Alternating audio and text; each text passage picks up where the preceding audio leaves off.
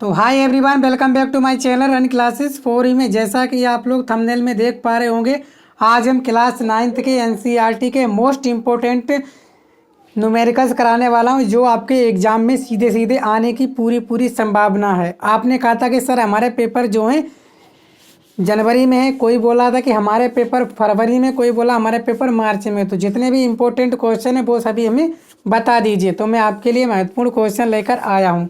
ठीक है, आपके न्यूमेरिकल्स होंगे, इनसे एक भी नंबर आपका कटता नहीं है। ठीक है, थ्योरेटिकल में आपके एक आध नंबर काट लिए जाते हैं, पर इसमें एक आध नंबर भी नहीं कटता है। ठीक है, तो चलिए देखते हैं हम आज का पहला प्रश्न। तो बोला गया है कि उषा 90 मीटर लंबे तालाब में तैरती है। वह एक सिरे तक सरल रेखीय पथ पर जाती है तथा वापस आती है। इस दौरान वह कुल 180 मीटर की दूरी 1 मिनट में तय करती है। उषा की औसत चाल और औसत वेग को ज्ञात कीजिए। ठीक है, तो ये हमें बताना है। मान लीजिए एक कोई तालाब है, ये तालाब है यहाँ से यहाँ तक। ठीक है, तो 90 मीटर तालाब है। ठीक है, वो ऐसे करके जाती है और वैसे ही क्या हो जाती है, ऐसे करके वापस आ जाती है। जो यहाँ से यहाँ तक की जो कुल दूरी है वो आपको दे रखी है कुल कितनी, 180 मीटर। यहाँ से यहाँ तक की जो कुल दूरी है कितनी, 180 मीटर, है कि नहीं।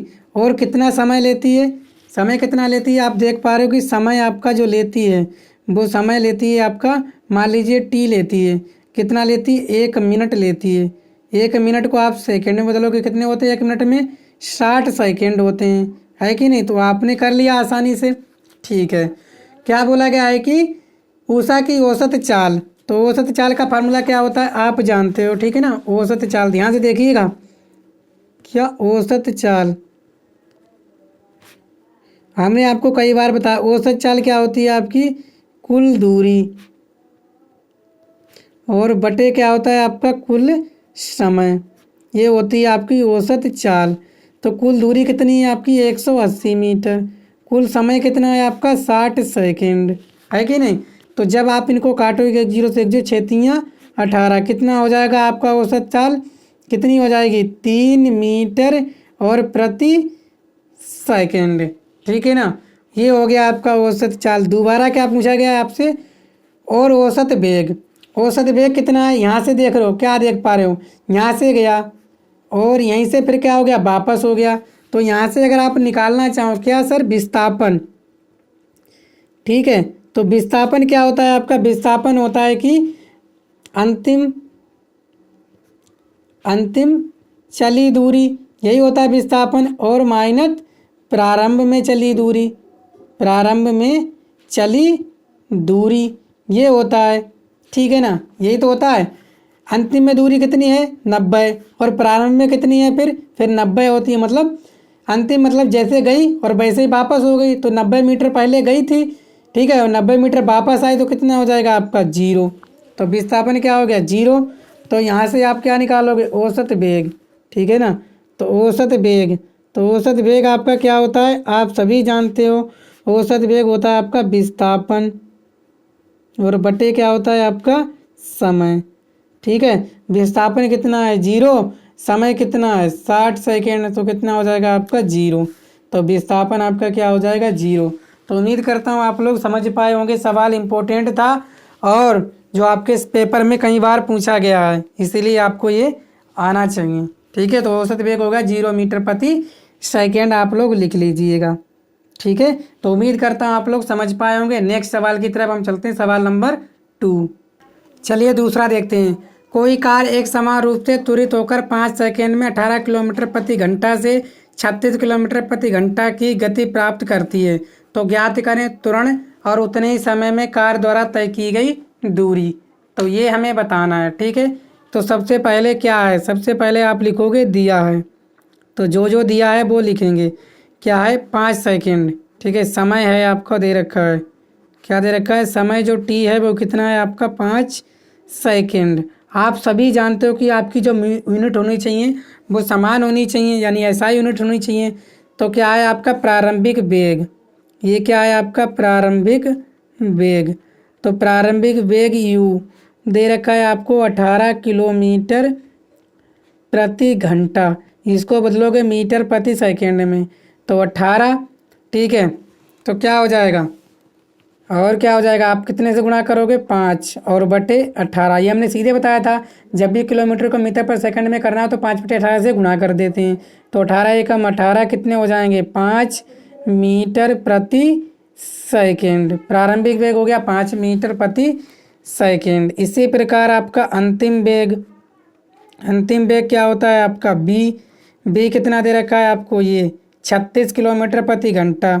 कितना दे रखा है आपको, 36 किलोमीटर प्रति घंटा। इसको भी बदलोगे तो क्या हो जाएगा, 36 गुणा 5 बटे 18 हो जाएगा।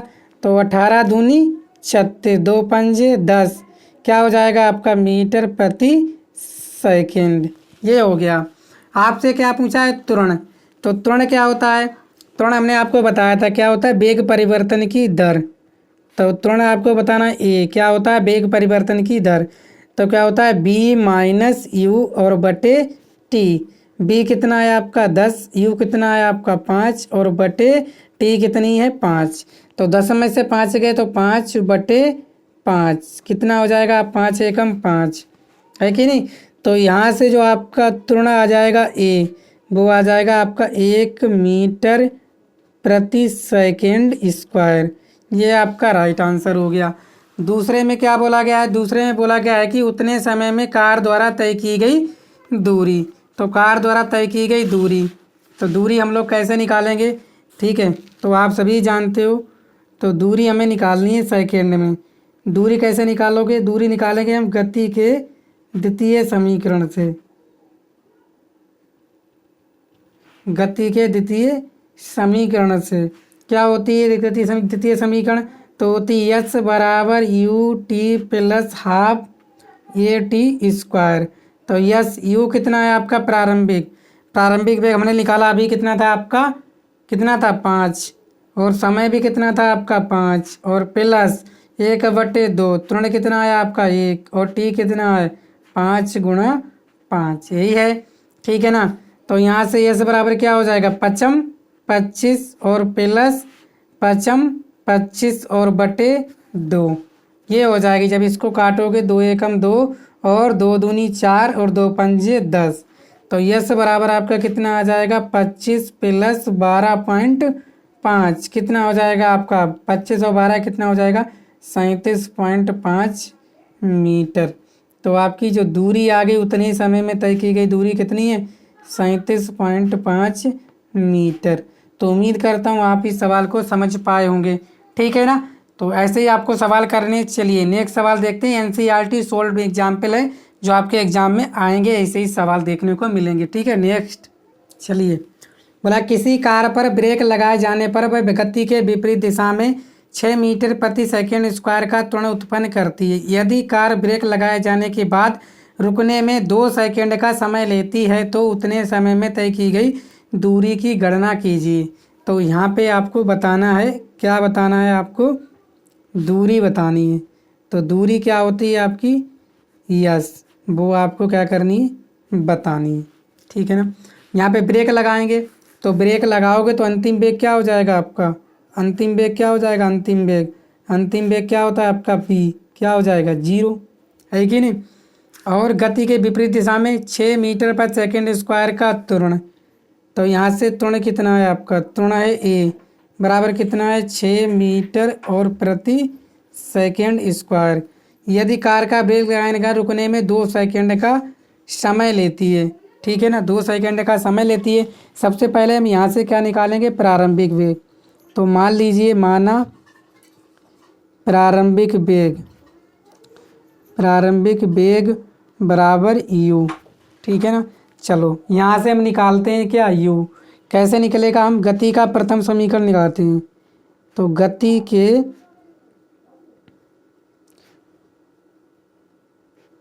प्रथम समीकरण से क्या होता है, बी बराबर यू प्लस ए टी, ठीक है ना।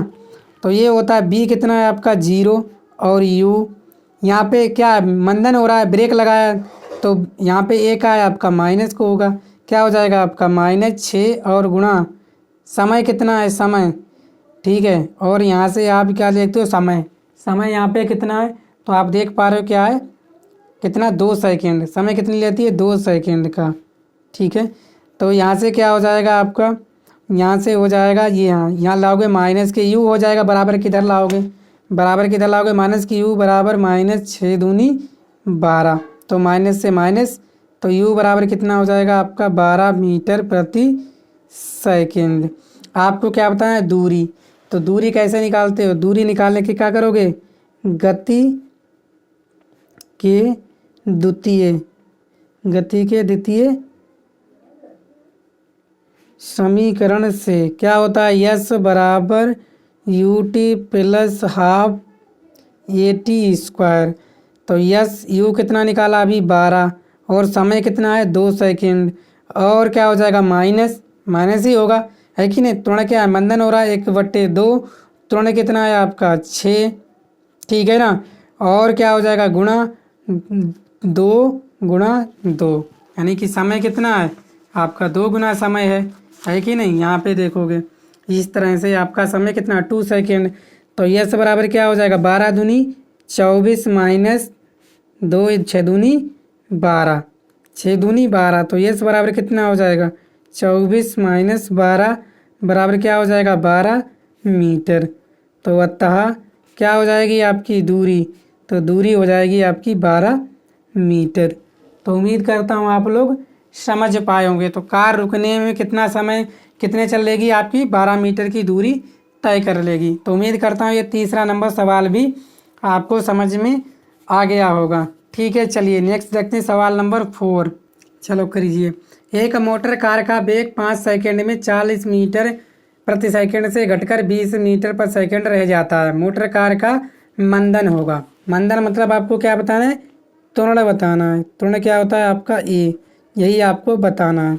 तो प्रारंभिक वेग कितना दे रखा है आपको, यहाँ पे दे रखा है प्रारंभिक वेग, जो यू दे रखा है वो है आपका कितना 40 मीटर प्रति सेकंड। अंतिम वेग कितना है आपका, अंतिम वेग क्या होता है बी, वो कितना है आपका 20 मीटर और प्रति सेकंड। आपसे मंदन पूछा है त्वरण, तो त्वरण क्या होता है आपका ए, वो क्या होता है अंतिम वेग। समय कितना दे रखा है, समय आपको 5 सेकंड, यहाँ लिख लीजिए आपका समय टी कितना है आपका 5 सेकंड। क्या होता है अंतिम वेग, यही तो होता है अंतिम वेग और माइनस प्रारंभिक वेग, और बटे क्या होता है आपका समय।